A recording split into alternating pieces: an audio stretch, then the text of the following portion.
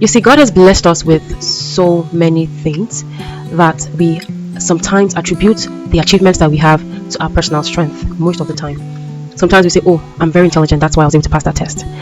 Or I was able to get this promotion because, yes, I worked really hard. And yes, I'm not taking out the fact that you did your part, but I, for one, sometimes forget where my help comes from. Yesterday, I was reading the book of Daniel, chapter 1. By the way, are you aware that Daniel's Babylonian name was Belshazzar?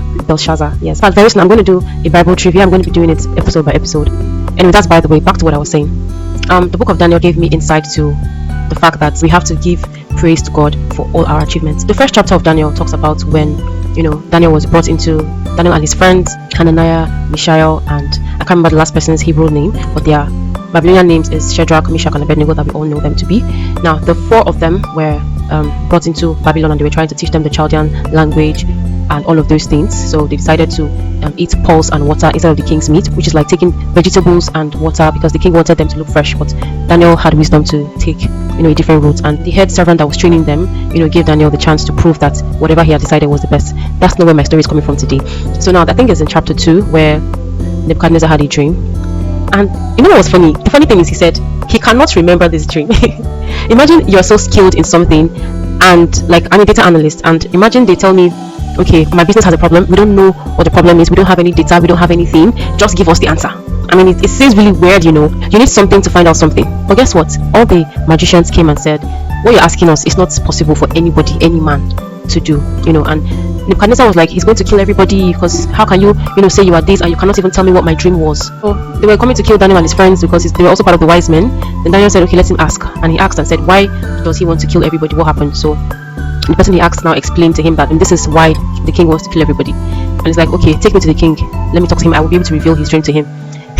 So he went to the king, and the king asked him, you say you're able to reveal my dream and tell me the revelation of what it means, like to reveal what the dream means to me.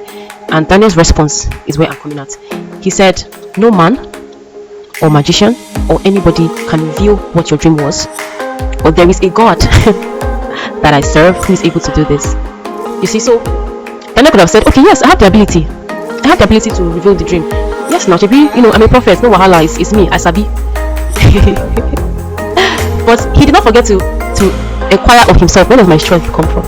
It's easy for us to take the glory for ourselves. It's easy for a man to just say, oh yes, the king now saved all of you, all you magicians should have lost your heads, but because of me, I'm going to be able to save you guys, don't worry, watch and see. No, he opened up and said, no, I cannot even do anything, but God, the God that I serve, is able to do this. So we need to ask ourselves, where does our strength come from? And that is just an example. We have an example in Samson. We all know that Samson's secret was his hair. His hair is because of his head, because of a message that he received when Samson was still in the room.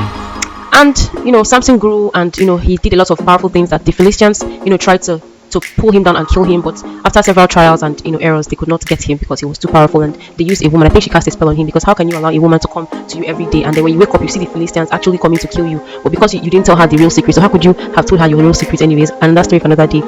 So Samson lost his hair, lost his strength, lost his eyesight, and he remembered where his strength came from, and he went back to God and told God, see, if you give me back my strength, realizing where his strength came from. You see, one moment with God, we can achieve lots more than we can ever imagine. Yes, we have our ability. God has blessed us with intelligence, with physical power, and all of those things, that we can achieve things on our own sometimes. But when you involve God, the thing that you will achieve will be greater, 1,000 times greater than what you would achieve on your own. I mean, David, another example, where he killed the lion, when he killed Goliath, and a lot of examples in the Bible, because they know that if you move without God, you're moving into failure, you're moving into loss. In other words, go with God. Go with God. Wherever you're going today, go with God.